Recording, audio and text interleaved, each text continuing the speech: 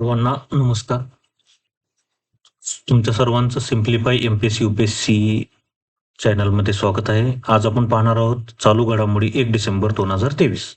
आपण आजच्या सत्राची सुरुवात दिनविशेषापासून सुरुवात करत आहोत.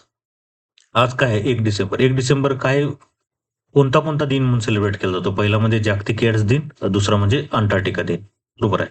आता जागतिक एड्स दिनाविषयी जर पण एमपीएससी पॉइंट ऑफ व्ह्यू यूपीएससीला याच्याविषयी मॅक्झिमम क्वेश्चन विचारले जात नाही, पण एमपीएससी पॉइंट ऑफ व्ह्यू जर आपण याचा विचार केला तर काय आहे, तर सगळ्यात महत्वाचं म्हणजे कधीपासून या दिनाची सुरुवात झाली. कधीपासून झाली?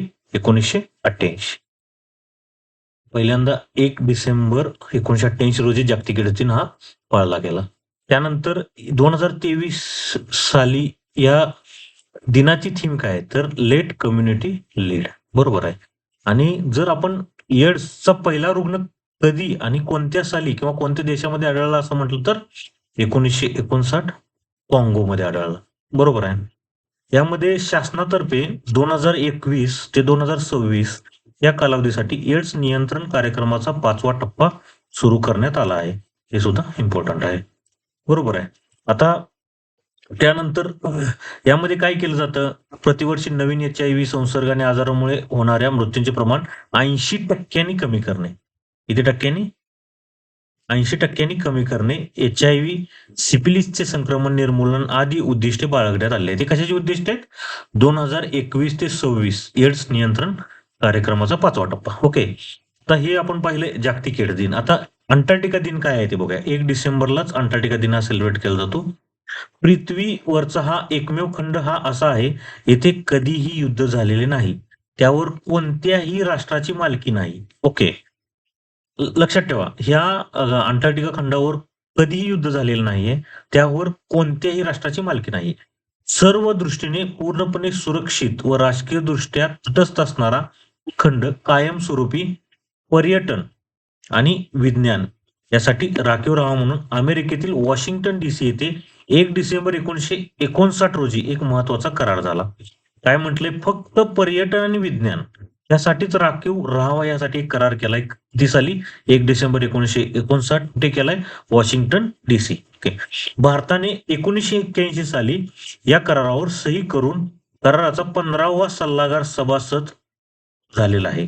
आता सगळ्यात महत्वाचं म्हणजे काय आहे, भारत सरकारच्या पृथ्वी विज्ञान मंत्रालयाच्या अखत्यारीत असलेल्या गोव्यातील, बघा कुठं आहे, national centre for polar and ocean research. कुठं आहे? National centre for polar and ocean research गोव्यामध्ये आहे.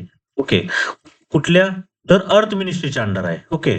तर हे भारताच्या अंटार्क्टिकावरील वैज्ञानिक मोहिमाचे संशोधन व नियोजन करते. नावातच आहे, नॅशनल सेंटर फॉर पोलर म्हणजे अंटार्क्टिका किंवा आर्क्टिक पोल आपण म्हणतो त्याला, आणि ओशन रिसर्च या संबंधित संस्था कुठे आहे? गोव्यात आहे. हे महत्वाचं आहे. त्यामध्ये आता हा जो करार झाला होता 1 डिसेंबर 1959 रोजी, त्याला 2009 साली किती वर्ष पूर्ण झाली? 50 वर्ष पूर्ण झाली. हे 50 वर्ष पूर्ण झाली म्हणून हा 1 डिसेंबर हा दिवस काय केला जातो, किंवा तेव्हापासून हा 1 डिसेंबर हा दिवस अंटार्क्टिका दिन म्हणून पाळला जातो. ओके. हे लक्षात ठेवा. 2010 पासून हा पाळण्यात आलेला आहे. कोण पाळतं? Foundation of good governance of international space. Okay. आता पुढचा आपण बघूया न्यूज काय. भारतीय शेअर बाजाराचे भांडवली मूल्य इतिहासात पहिल्यांदाच $4.1 ट्रिलियन वर गेले. बघा, आतापर्यंत पहिल्यांदाच एवढा आकडा गाठलाय. तो किती? $4.1 ट्रिलियन. जर आपण असं म्हटलं की आपल्या जगातील सगळ्यात जास्त शेअर बाजार भांडवली मूल्य कोणाच्या अधिक आहे, तर अमेरिका या देशाचे. हे पण जनरल नॉलेजसाठी लक्षात ठेवा. आता पुढची न्यूज आहे. अमेरिकेचे माजी परराष्ट्र मंत्री हेनरी किसिंजर कालवश. आता बघा, हे आता परराष्ट्र मंत्री कोणाचे आहेत? अमेरिकेचे. पण हे आपल्यासाठी काय इम्पॉर्टंट आहेत, तर हे यांना परराष्ट्र धोरणाचा शिल्पकार असे म्हटले जाते. बरोबर आहे. त्यानंतर सगळ्यात महत्वाचं काय, शीत युद्धाच्या काळात अमेरिकेच्या परराष्ट्र धोरणात महत्वपूर्ण भूमिका बजावली. हे अमेरिकेचे माजी परराष्ट्र मंत्री आहेत. बरोबर आहे. माजी राष्ट्रीय सुरक्षा सल्लागार आणि शांतता नोबेल पुरस्कार प्राप्त आहेत. हे लक्षात ठेवा. बरोबर. हे 100 वर्षाचे होते. तर आता शीतयुद्ध काय होते बघा. शीतयुद्धाविषयी आपण आता वर उल्लेख झालाय म्हणून आपण बघूया काय आहे. शीतयुद्ध हे 1945 ते 1991 दरम्यान.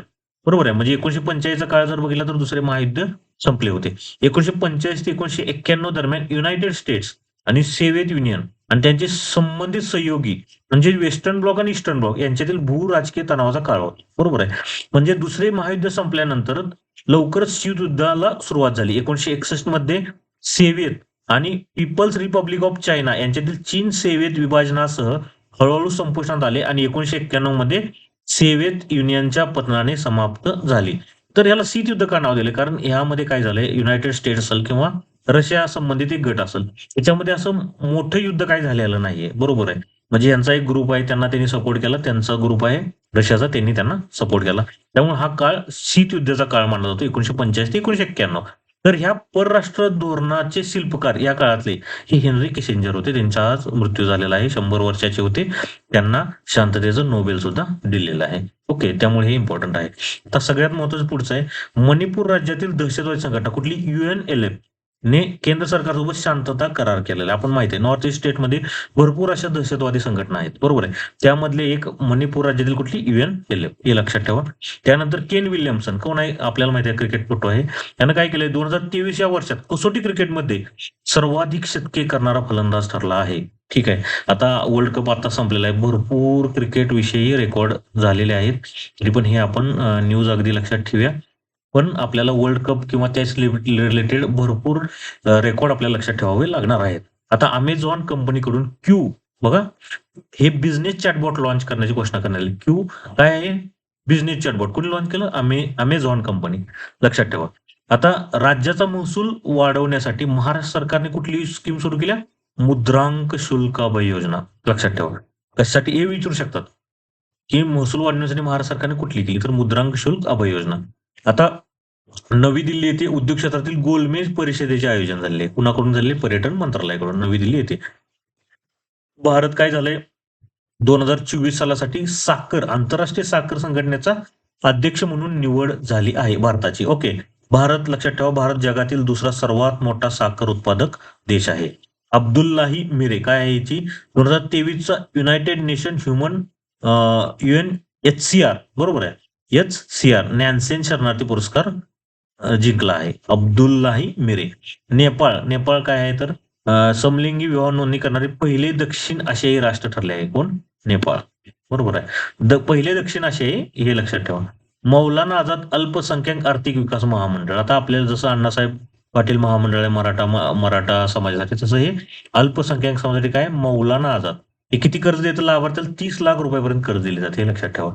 30 लाख रुपयापर्यंत कर्ज दिले जाते. आता सगळ्यात महत्वाची पुढची न्यूज काय? 16वा वित्त आयोगाच्या स्थापनेला मंजुरी झालेली आहे. आता हे यामध्ये वित्त आयोग काय असतं? तर वित्त आयोग म्हणजे काय? राज्य घटनेच्या कलम 280 नुसार बघा, हे कलम 280 लक्षात ठेवा. भारताच्या राष्ट्रपतींनी 5 वर्षाच्या अंतराने किंवा त्यापूर्वी वित्त आयोगाची स्थापना करणे आवश्यक आहे. बरोबर आहे. बघा, कोण करतं स्थापना? राष्ट्रपती करतो. कुठल्या कलमानुसार? 280 कलमानुसार. बरोबर आहे. 5 वर्ष किंवा त्यापूर्वी हे दोन्ही गोष्टी लक्षात ठेवा. आता ह्या वर्षी काय केलंय तर 16 वित्त आयोगाच्या स्थापनेला मंजुरी दिलेली आहे. बरोबर आहे.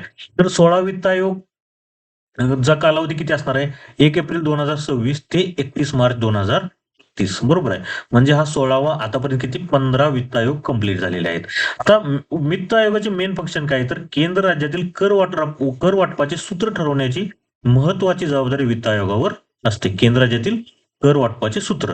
ओके. आता प्रश्न कशावर विचारतात आपण बघूया. पहिली गोष्ट म्हणजे वित्त आयोगाची स्थापना कुठल्या कलमानुसार कोण करतं? बरोबर आहे. ते आपण बघितलं 280 कलम.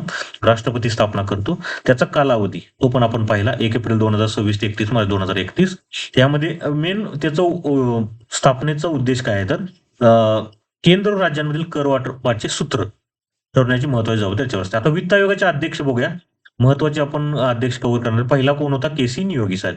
बरोबर आहे. किती साली? 1952. बरोबर आहे. 1951 ते 52 साली त्याची स्थापना झाली होती. त्यानंतर 13वा कोण होता? विजय केळकर. 14वा IV रेड्डी. 15वाचा कोण होता अध्यक्ष? NK सिंग. बरोबर आहे. आता आपण 14 आणि 15 वित्त आयोगाचे जे हे आहेत रेव्हेन्यू शेअरिंग फॉर्म्युला आहे तो आपण बघणार आहोत.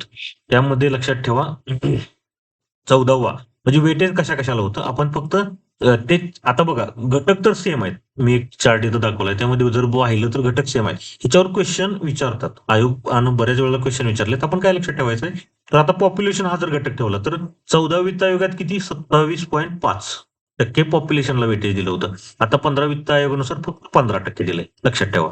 14 वित्त आयोगानुसार 27.5, त्यामध्ये पण 17.5 हे weightage according to 1971 population, 10% by 2011 population, लक्षात ठेवा. म्हणजे 17.5% हे 1971च्या पॉप्युलेशन आणि 10% 2011चे पॉप्युलेशन. दोन पॉप्युलेशन 15% हे दिले ती कुठल्या 2011च्या पॉप्युलेशन होतं, हे लक्षात ठेवा. म्हणजे 15व्या मध्ये तो घटक वगळलाय, फक्त 2011चं पॉप्युलेशन ठेवलेलं आहे. त्यामध्ये एरियाला सेम वेटेज दिले 15%, 10%. फॉरेस्ट अँड इकॉलॉजीला 10% दिले 15 वित्त आयोगामध्ये, ह्यामध्ये किती होतं 7.5% होतं, बरोबर आहे. आता इन्कम डिस्टन्स जो आहे याला 50% वेटेज दिले 14व्या वित्त आयोगानुसार, ह्याला किती दिले 45% दिले. आणि एक अजून एक पॉईंट ऍड केला ते डेमोग्राफिक परफॉर्मन्स 12.5%. अशा पद्धतीने हे इम्पॉर्टंट आहे, लक्षात ठेवा. 15 वित्त आयोगातले कुठले कुठले घटक आणि किती टक्के वेटेज, बरोबर आहे. हे हा मी चार्ट प्लस ह्या ज्या नोट्स आहेत त्या आमच्या टेलिग्राम एमपीएससी युपीएससी वर अवेलेबल करून दिलेलं आहे, तरी सगळ्यांनी ते पाहावे. आता पुढची न्यूज काय, शस्त्रास्त्रांचा सर्वात मोठा निर्यात देश कोण कुठला, अमेरिका, बरोबर आहे ना. अमेरिका सगळ्यात मोठा, तर किती टक्के तर 40% एकट्या अमेरिकेकडून निर्यात केले जातात. सगळ्यात जास्त तो कोणाला निर्यात करतो, सौदी अरेबिया, त्यानंतर कोण, जपान, त्यानंतर ऑस्ट्रेलिया, बरोबर आहे. निर्यातीच्या बाबतीत अमेरिकेनंतर क्रम कोणाचा लागतो, तर रशिया, फ्रान्स आणि चीनचा लागतो. या पण गोष्टी आपण लक्षात ठेवणं गरजेचं आहे, बरोबर आहे. भारत हा फ्रान्सचा सर्वात मोठा खरेदीदार आहे, लक्षात ठेवा. फ्रान्स करून सगळ्यात जास्त खरेदी कोण करतो, भारत करतोय, बरोबर आहे. आता ही किसान रेल्वे संबंधित काय न्यूज आहे बघा. महाराष्ट्र सरकारने काय केलंय, संत्री निर्यात वाढावी म्हणून बांगलादेश सरकारच्या आयात शुल्काचा निम्मा भार उचलण्याचे ठरवले आहे. याच धर्तीवर केंद्र सरकारने किसान रेल्वेतील वाहतूक दरातील सवलती पुन्हा सुरू करावी व किसान रेल्वेला चालना द्यावी अशी मागणी शेतकऱ्यांकडून होत आहे, बरोबर आहे. म्हणजे आता महाराष्ट्र सरकारने काय केलंय, तर हे संत्र्यांची निर्यात वाढावी म्हणून काय केलं, जो आयात शुल्क बांगलादेशला भरायला लागतो त्याचा निम्मा भार महाराष्ट्र सरकारने उचललाय, बरोबर आहे. त्याच बाबतीत अनेक शेतकऱ्यांची डिमांड काय, केंद्र सरकारने किसान रेल्वेतील वाहतूक दरातील सवलतीला पुन्हा सुरू करावी. किसान रेल्वे काय होती बघा. कृषी क्षेत्राला आधार देण्यासाठी केंद्र सरकारने आत्मनिर्भर अभियानांतर्गत ऑपरेशन ग्रीन योजना 2020 मध्ये सुरू केली. त्या अंतर्गत शेतकरी व प्रक्रिया उद्योगांना शेतमालाची साठवणूक वाहतूक भाड्यात 50% अनुदान दिले जात होते. त्यासाठी विशेष गाडी, किती टक्के अनुदान बघा, 50% अनुदान. कशासाठी, शेतकरी व प्रक्रिया उद्योगांना शेतमालाची साठवणूक वाहतूक भाड्यात. त्यासाठी विशेष गाडी सोडली जाते, त्याला किसान रेल्वे. कधीपासून, ऑपरेशन ग्रीन अंतर्गत सुरू केली होती, पण 31 मार्च 2021 साली ही योजना बंद केली होती. योजना परत सुरू करावी अशी मागणी केलेली आहे, बरोबर आहे. आता राज्यातील वस्त्रोद्योगाला आता महाटप्सची गती काय आहे, महाटप्स म्हणजे काय, Maharashtra technology upgradation fund scheme. आणि टप्स म्हणजे काय, टेक्नॉलॉजी अपग्रेडेशन फंड स्कीम. यामध्ये काय केलं जातं, तर वस्त्रोद्योगातील तंत्रज्ञानाच्या आधुनिकीकरणासाठी केंद्र सरकारने सुरू केलेल्या योजनेच्या धर्तीवर, केंद्र सरकारने कुठली केली होती, टप्स. तर त्या धर्तीवर महाराष्ट्र शासनाने कुठली केली, महाटप्स. 1999 साली पंतप्रधान अटल बिहारी वाजपेयी यांच्या काळात केंद्र सरकारने टप्स योजना सुरू केली होती. 12व्या पंचवार्षिक योजनेअंतर्गत सुरू करण्यात आलेल्या योजनेत बदल कराव्या लागणाऱ्या यंत्रसामग्री खर्चाच्या 20% अनुदान किंवा व्याज रकमेत 5% सवलत असे स्वरूप होते. किती, यंत्रसामग्री खर्चाच्या 20% अनुदान किंवा व्याज रकमेत 5% सवलत. तर हे जी स्कीम आहे, जी 1999 अटल बिहारी वाजपेयी यांच्या काळात सुरू झाली होती.